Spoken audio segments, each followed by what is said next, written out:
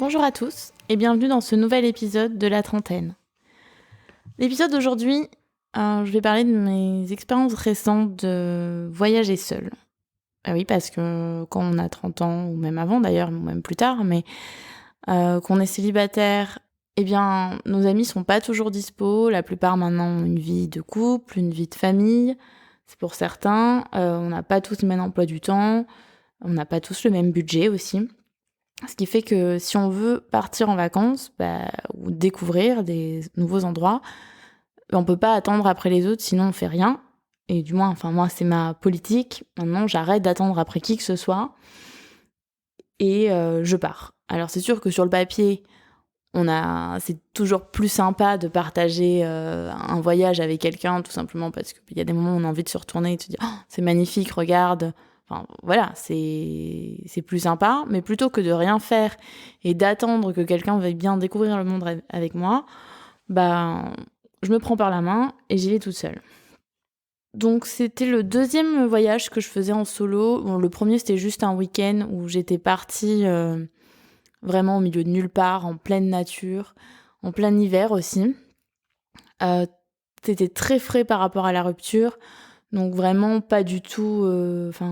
j'avais pas du tout le même état d'esprit par rapport à celui que j'ai maintenant. J'avais beaucoup de colère, de nostalgie, de mélancolie, et j'étais en colère à l'idée de faire un truc seul, qui aurait été en fait super à partager, et que aussi bien lui que moi, on aurait adoré faire ensemble.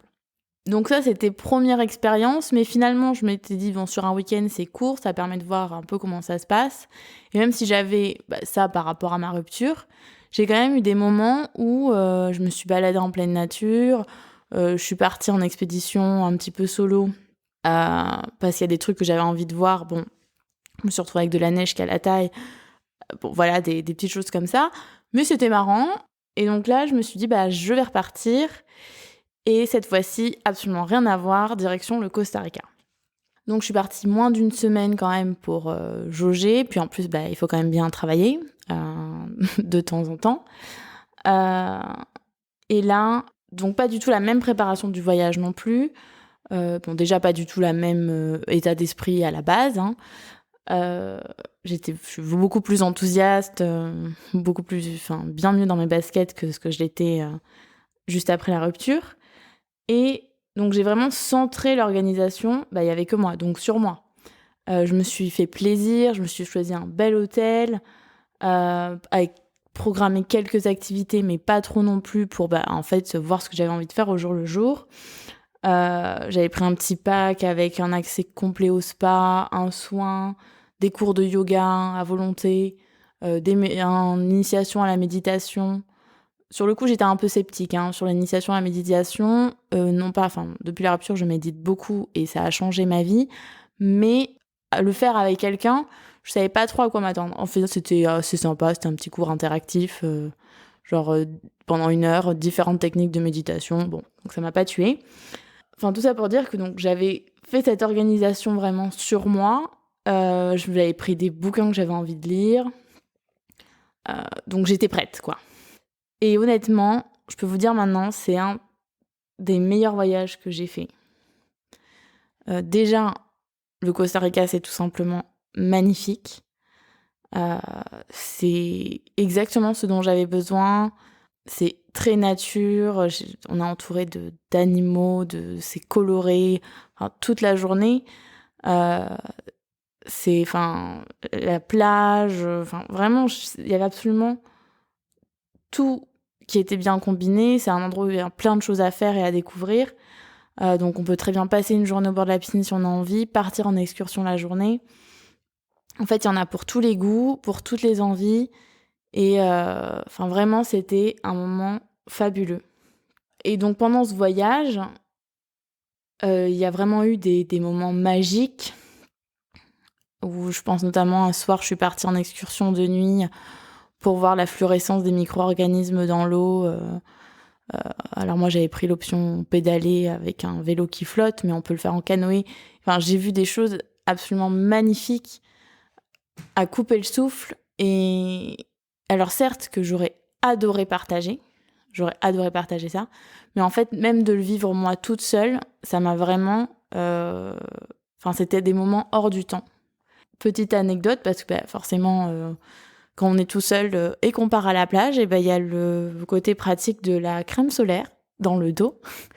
Donc, comme je me suis un peu laissée porter une journée et finalement, je me suis retrouvée dans la piscine avec une chance inouïe, absolument tous les singes hurleurs qui étaient juste à côté de moi, dans les arbres, et qui ont passé leur journée là-dedans, parce qu'en fait, c'est encore moins actif qu'un chat d'intérieur, un singe hurleur. Et en y passant, je pense, une bonne partie de ma journée à regarder ces singes, j'ai pris un coup de soleil dans le dos pas mal, où pour la petite histoire, on a juste la marque de mes mains en haut du dos, vu que c'est les zones que j'arrivais à atteindre. Donc ça, je me suis dit, bon, un peu la loose, t'aurais pas été seule, t'aurais pas eu ce problème. Bon, je m'en suis remis, hein. Ça m'a pas tuée. Donc quand vous êtes seule, vraiment, je pense que c'est un cap à passer. Mais en fait, on profite des moments quand même différemment. Mais on en profite quand même. Et en plus de ça, les gens viennent vous parler. Enfin, les gens vous voient seul. Moi, il y a plein de gens qui sont venus m'aborder. Des couples, des gens seuls, il n'y en avait pas tant que ça, mais du personnel. Et donc, on passe pas non plus tout ce temps-là à parler à personne. Bien sûr, on va être complètement honnête. Il y avait des moments où je pensais à lui et où je me disais, là, ça aurait été super de partager ce moment avec lui. On aurait adoré faire ça ensemble. Mais c'était pas du tout avec la colère, la rancœur. C'est aussi parce que le processus de deuil a avancé. Mais c'était vraiment genre une pensée passagère. Genre, c'est vrai que ça aurait été super cool qu'il soit là avec moi.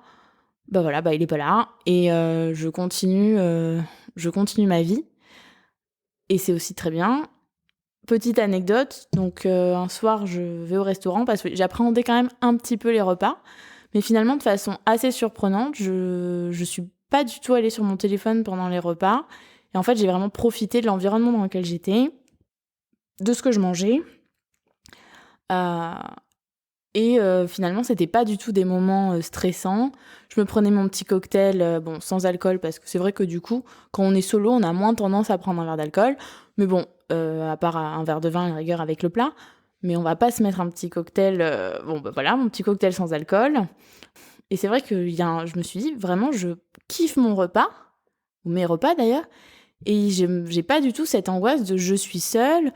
Voilà. Et à un moment, je me dis, ça aurait été bien... c'est sûr que ça aurait été bien qu'il soit là. Il est pas là. La pensée s'en va, je continue de profiter de mon repas. Et littéralement, mais moins de 5 minutes après, le chef s'approche de ma table pour savoir comment s'était passé mon repas, parler un petit peu avec moi. Et là, il se présente et il portait le même prénom que lui. Alors sur le coup, je me suis dit, j'ai peut-être mal compris. Et je regarde le nom sur la blouse du chef. Non, en fait, c'était bien le même prénom. Ce qui n'est pas un prénom... moi, j'en connaissais pas avant de le connaître, lui, des gens qui portaient ce prénom-là.